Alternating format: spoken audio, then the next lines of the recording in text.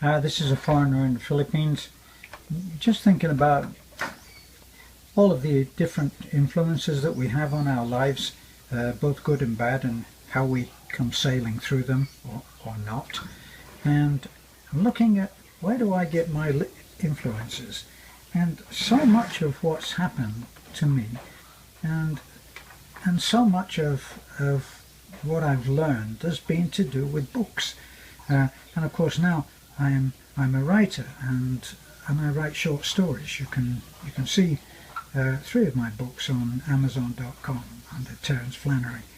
Well, I thought it might be interesting to just give some of the book recommendations that have influenced me most about life, about attitude, about how I look at things, and the way I speak, the way just everything. It comes from an appreciation of books. Well, so not in any necessary chronological order, but the first one that comes to mind is Catch-22 by Joseph Heller. Now, if you haven't read this book, oh boy, you have a treat in store, because this is at one and the same time the most intelligent, most perceptive, the most funny book. It also is so beautifully written. I believe that he spent several years writing this book, and he never topped it. He never did anything better than Catch-22. And did he need to? I don't think he did, because Catch-22 became a phrase that people who have no idea who Joseph Heller is use probably every day. Oh yeah, well, it's Catch-22, isn't it? And they don't know where it came from, and they don't realize that it was an incredible book. It was an okay movie, but it was an incredible book. And if you haven't read it, boy, you really should. So that's Catch-22. A friend of mine, one of the things he asked me, what can I get you? And he was going to send a Balak Bayan box. And one of the things that I just needed to have again, because I left so many of my favorite books when I left and came to the Philippines, and Catch-22 was one of them. You should read Catch-22 once a year, I think. Well, when he asked me that, I said Catch-22. So hopefully, I know that he has a copy, and I'm looking forward to getting that and reading it all over again. It will be a new book all over again. Another book that I've read, which was also very influential over my thinking, was Think and Grow Rich, Napoleon Hill. Now, this is the book. If you are into listening to the great motivational writers, speakers like Zig Ziglar, Dennis Waitley, people like that, this is their Bible. Think and Grow Rich. That said it all. It was just incredible. Such a great examples from real life. The man was given a task to interview hundreds of successful people in order to find out, is there a formula that runs through? Is there a theme that runs through with all successful people? And of course there is. There's a particular attitude of mind. And one of his examples was when a man turned up at his door, at his office, and he needed help. He didn't have the money for a meal, he was broke, but he had been a successful man at one time. In fact, he'd had a successful restaurant that everybody went to, a good family life. Then he started drinking. It was so easy. You have a restaurant, you have a bar, you can drink when you like, and people buy you drinks to be sociable. Well, anyway, he went the way that a lot of people go, and he started drinking. He lost his family, lost his restaurant, lost everything, and finally, I guess in a mindset of absolute desperation, he turned up at the office door of Napoleon Hill. And Napoleon Hill brought him in, helped him to get cleaned up, gave him a good meal, and the man was expecting him to help him. And he took him in a very graphic illustration or demonstration.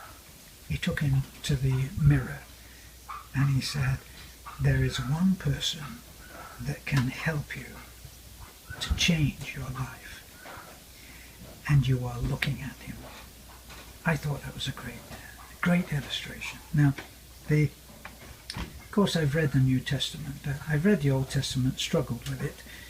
So the Bible, I struggled with that. A lot of the Bible is in code. It's coded when they talk about heavenly throne and trumpets and angels. It's in a code. I'm going to get a lot of argument on that because people love to quote the Bible to me. Oh, boy, do they. Look at the comments. When we looked at a light-hearted view of what is heaven, we got a lot of people who know it chapter and verse, and they can quote them all, and boy, they do. So they do quote it. Well, that's okay. As long as it doesn't go into line after line after line after line, I can take that. And it's full of good sense. New Testament, full of good stuff. Right.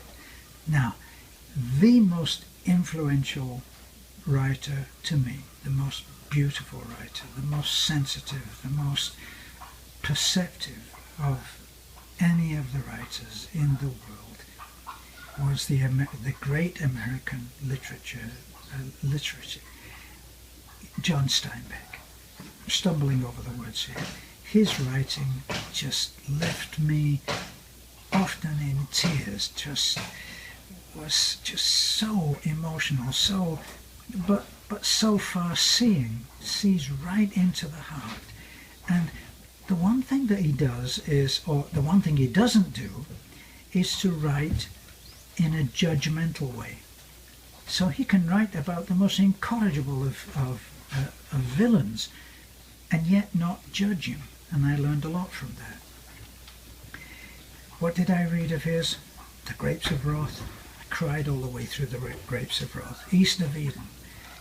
Perceptive, devastating symbolism. Joseph, Adam. All of these great characters. The two, Cain and Abel. Cain and Abel are in there under other names, of course. He calls Cain Cal, and coincidentally Cal has an accident where he gets struck on the head and it leaves a mark. So it's the mark of Cain, who in the Bible killed his brother. Well, he doesn't actually kill his brother in the book, but he does all but kill him in many ways. So that's an incredible book. I just love that book. These are books that I have to read again. I have to read them over and over. If you go through to The Grapes of Wrath, it will show you what happened in the great American turnaround of how farmers in, I think, the Midwest lost their farms, and the great trek of American refugees going to California on nothing more than the hope that they would find the leaflets that were distributed saying that there was all the work that they could handle was in California. Of course, when they went to California, they found that it was a greatly different situation. That's where you got the company store, and incredible characters. You know, if you read there in Grapes of Wrath, I think you read about Desi. Desi was a dressmaker, and she was the sister of Tom. And Tom is one of the main characters. Tom is a thinking man. He becomes almost like a rebel, but he becomes what the employers hated, because he was motivating people to stand up for themselves when they were being ripped off by all of the great landowners. Well, so that's a good one. East of Eden, about the same. Now, one of the best short story compilations that I've ever read was Pastures of Heaven, but I've seen it written differently. It's been titled differently, but that had it had all of the stories about Salinas and Mac and the boys and all of these different wonderful characters that are just so incredibly funny and yet human and incorrigible. They're villains. They're lovable villains. You know, and you will be enthralled by the stories there. When I visited my children from my first marriage, who left England and went to live in let me see, at that time it was Colorado, and I took with them the Pastures of Heaven, and I read to them the stories from the Pastures of Heaven, and one of my sons cried. Well, when you're a 12-year-old and you don't want to let anybody see you crying, let's face it, but he cried in that because the stories are so touching. Just reach in and just grab you by the heart. So what else? What have I got? Winnie the Pooh. I read Winnie the Pooh and A.A. Milne poems to my son Luke, who came to California with me. I read those books. We read almost every night until he was like 12 or 13. I used to do the voices, different voices to Disney. Disney had these beautiful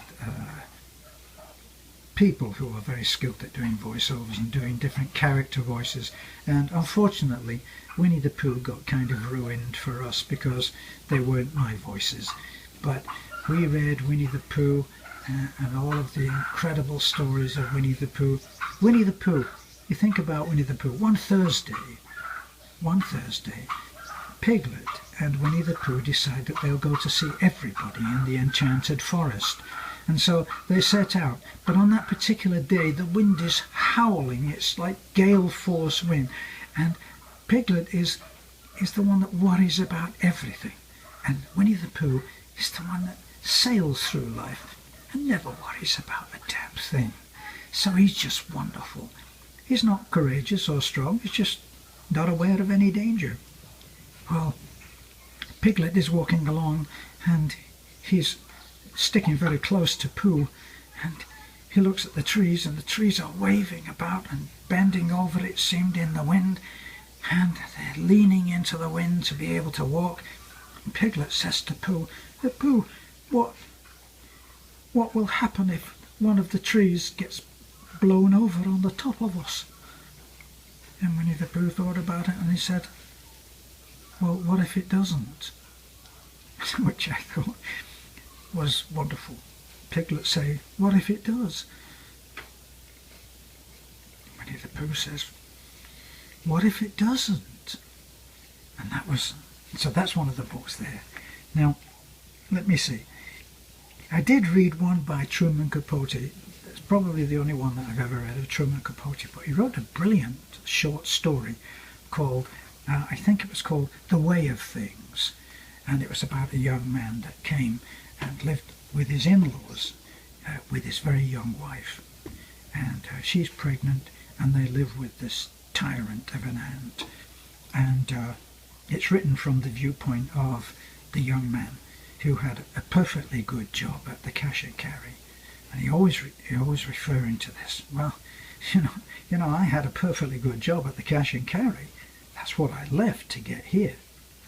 That's a wonderful story. It's so beautifully written that you can read it over and over again just to savor it, like ordering the same meal at a restaurant and loving it. That is just beautiful.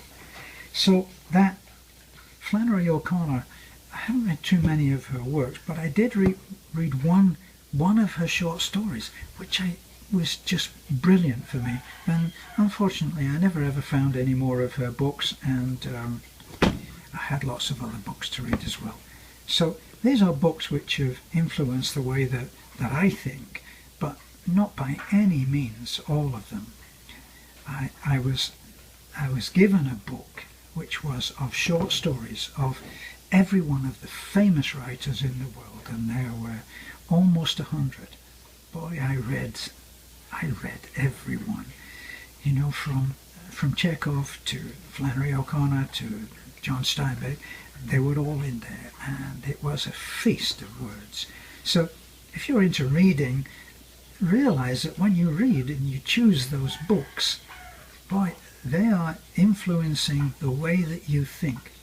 When my kids in the first marriage were growing up, I wanted to read to them, and I started reading. They gave me Ghostbusters. So after a few trips through Ghostbusters, I said to them, look, if I'm going to read, I'll do the reading, but I'll do the choosing. And from then on, we read classic stories, and they were brought up on classic stories. Whether they remember that, I'm not sure. I think probably they do. But that helped to shape the way that they are too. Well, this has been a trip through my reading history, and I hope that it will influence you to read for yourself. Don't forget, 3 of my books are there, and they're full of stories, short stories, which I used to call 5-minute reads, and some of them are a little bit more than 5-minute reads, but you can hear some of them narrated by me, so you can do that and do that free. I'd rather you go and buy the book, but they're a disgracefully low price of like a few dollars, so do what you want, okay, but enjoy. So this is a foreigner in the Philippines. Thanks for listening. I hope I'm still in sync. If not, I apologize. Bye for now.